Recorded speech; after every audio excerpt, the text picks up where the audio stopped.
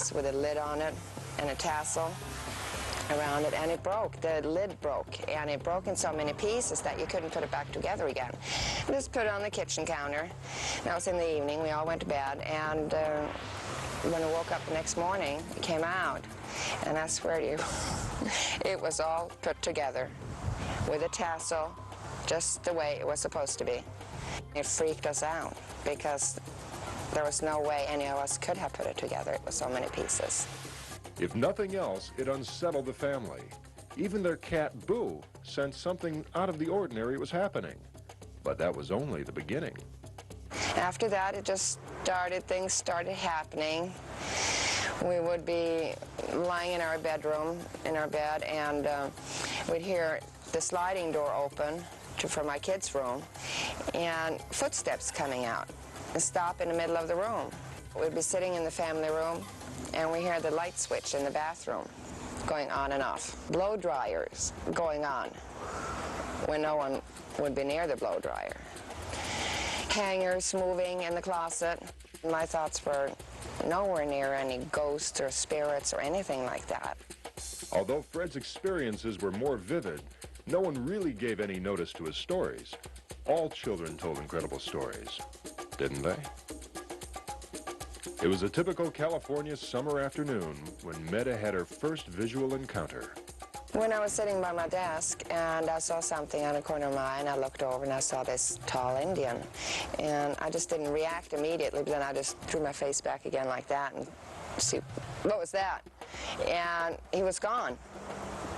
Just gone. So then I ran outside because there was an Indian there, tall Indian, and there was no one there. And that's when I started maybe thinking a little bit more seriously about what Fred had seen. The strange part was that Fred's stories also included apparitions of two little Indian girls. I was watching cartoons and I just focused on some place and just sit down, and I felt like the chair would be moving back and forth like a Ferris wheel or something. And I saw kids out of the corner of my eye just laughing and playing, pushing the chair.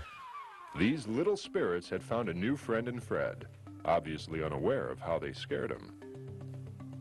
When I was laying in bed, I felt like something tugging. The sheets weren't moving, but it felt like the pressure moving back and forth, like being pushed out of bed in my legs. So I called my mom in, and then I had to sleep in her room for that night. The family was reluctant to tell anyone about the strange things they'd been experiencing. People have a tendency to believe that it's in your imagination. But Meta did tell some friends. One of them knew the history of the area. Slowly, things started to fall in place. Centuries ago, Indian villages dominated the Palos Verdes Peninsula and San Pedro Bay. The beauty of the land inspired them to settle down, and there they stayed for hundreds of years. In my neighborhood, where we live by that encampment, it's the most natural area for the whole Indian encampment. They had the trading route that went all along the coast here, and they went over to Catalina Island and traded with the people of Catalina Island. It was inevitable with all the Indian villages that there would be Indian burial grounds. And it is on one such burial ground that the house is built where Meta and her family are living. Is it possible that Indian spirits are still roaming the land that they once inhabited? There's no doubt in my mind now at all that right where we live, there are spirits. There are. There's no doubt about it. It took the family a long time to get used to these supernatural visitors. Now Meta feels there is a reason why they're still around. They might just be home. Want to be here, you know, be left in peace. It's like the sighting that I had outside. It was so peaceful because he was just walking up very peacefully. You know, it was just peaceful.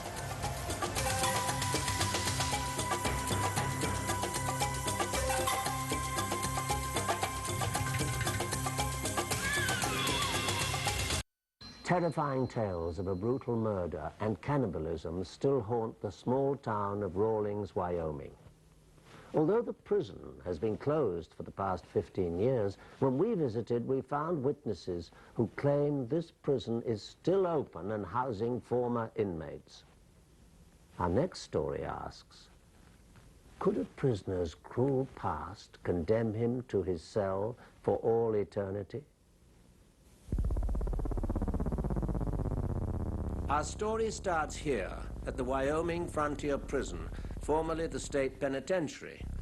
The prison closed in 1981, but some believe the spirits of a few inmates still remain behind the prison walls.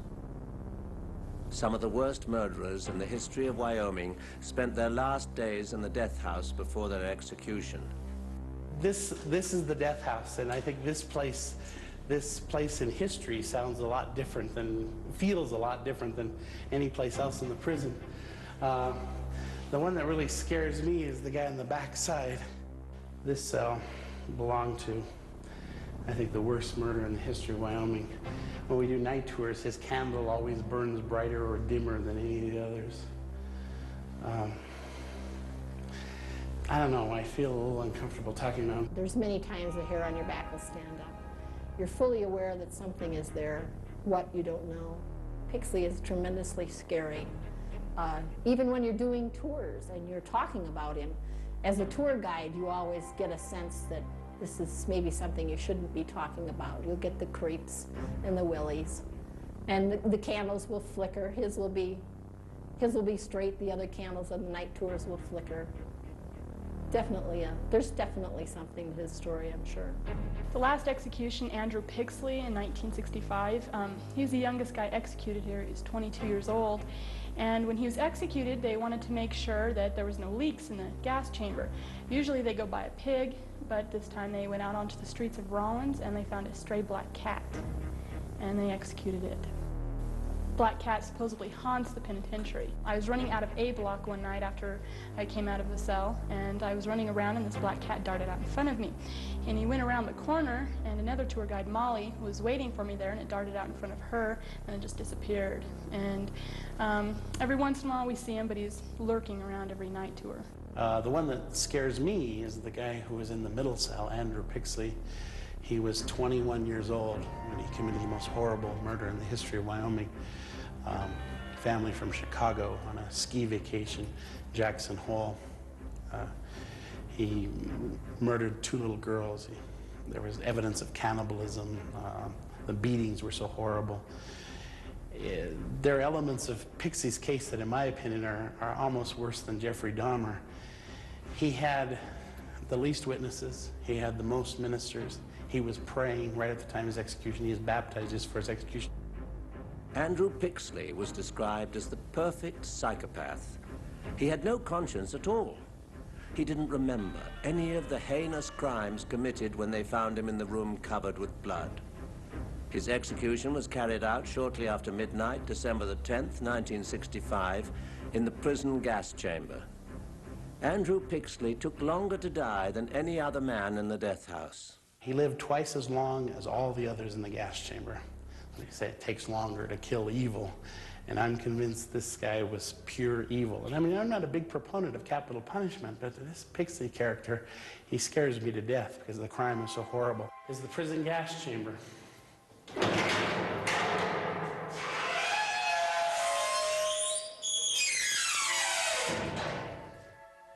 The mechanics of the gas chamber, the warden pulled a pin on the side, dropped this handle. A bag full of cyanide pellets rolled into acid below the chair. Prisoner was unconscious in 10 to 15 seconds. They were all dead within 3 minutes, except for Andrew Pixley. The witnesses were in the back room. For the first execution, there were 47 people in this room. By the time Andrew Pixley was executed in 1965, there were 13 people. They changed the seals around the windows before the execution. And then, as I said before, they test the gas chamber to make sure it's working all right. We don't give tours in December. I'd been sitting in my office. I'd been researching the executions. We were doing a new display on the executions. I had a head full of stories of executions, but I didn't have all the dates. And I came up here, it was getting kind of late, and I needed a flashlight to read the dates of the walls in the hanging room. I was writing to the dates and with my flashlight in hand, and my flashlight drifted over and I caught the black eyes of Andrew Pixley.